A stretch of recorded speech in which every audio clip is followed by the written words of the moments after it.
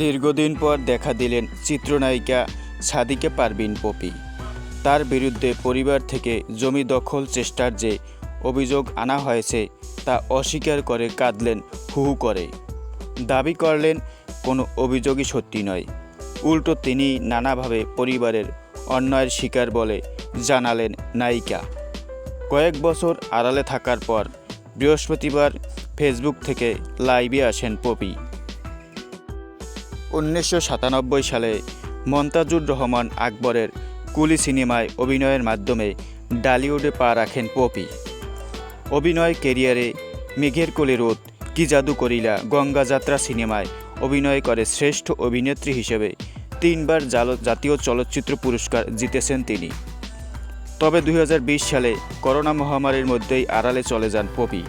গুঞ্জন ওঠে তিনি বিয়ে করে সংসারী হয়েছেন, সিনেমা আর করবেন না। এরপর গুঞ্জন ওঠে পপি পুত্র সন্তানের মা হয়েছেন, যদিও তিনি আড়ালে থাকায় সেসবের সত্যতা মিলছিল না।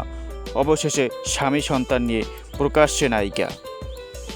পপি বলেন, ভেবেছিলাম আর কখনো ক্যামেরার সামনে আসব না, কিন্তু একজন শিল্পী হিসেবে নিজের কিছু দায়বদ্ধতা থেকে আজকে কিছু কথা না বললেই না।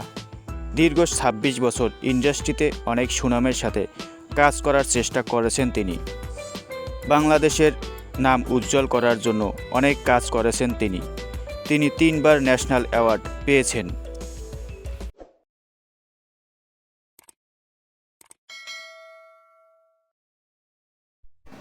SM Sujan records.